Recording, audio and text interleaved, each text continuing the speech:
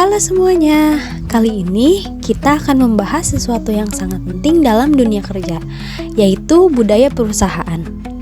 Bayangin, kamu baru pertama kali masuk kerja di sebuah perusahaan. Kamu lihat cara orang berpakaian, cara mereka ngobrol, cara atasan memberi arahan. Semuanya terasa punya gaya tersendiri kan? Atau kamu mungkin akan bertanya-tanya, kenapa di sini semua orang manggil nama depan aja? Atau kenapa rapatnya santai tapi hasilnya cepat banget? Nah, itulah yang disebut budaya perusahaan. Menurut para ahli seperti Edgar Schein dan Robbins, budaya perusahaan adalah sistem nilai, keyakinan, dan kebiasaan bersama yang membentuk cara karyawan berpikir, bersikap, dan bertindak di tempat kerja. Jadi, budaya perusahaan itu seperti kepribadian dari suatu organisasi. Itulah yang membuat satu perusahaan berbeda dari perusahaan lainnya. Kalau diibaratkan bangunan, budaya perusahaan punya 3 lapisan utama.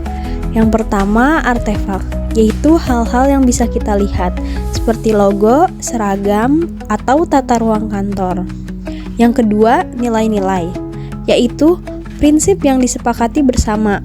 Misalnya, kerja keras, kolaborasi, atau inovasi. Dan yang ketiga, asumsi dasar, yaitu keyakinan mendalam yang menuntun perilaku karyawan, seperti kejujuran, rasa tanggung jawab, dan semangat belajar.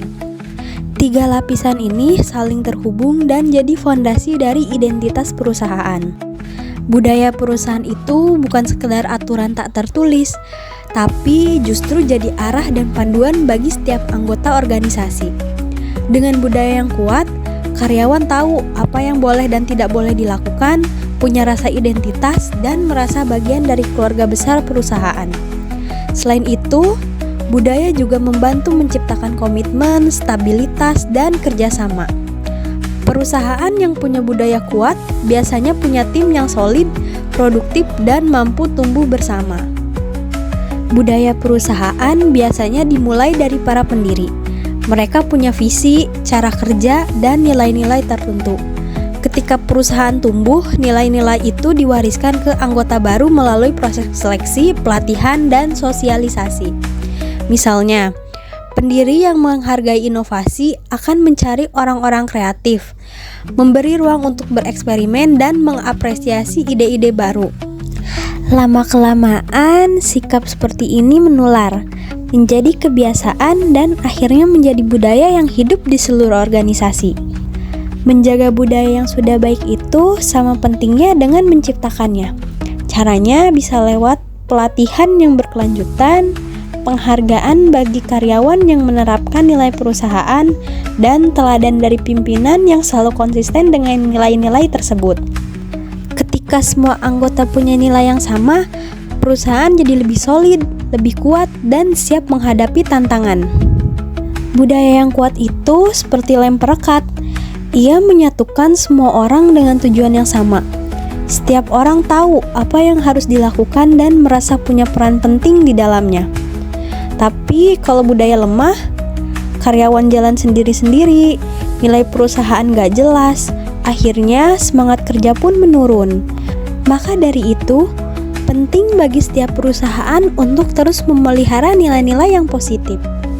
Pada akhirnya, budaya perusahaan bukan hanya milik pimpinan, tapi milik kita semua. Setiap kebiasaan kecil, setiap keputusan, dan setiap sikap berkontribusi membentuk budaya tersebut.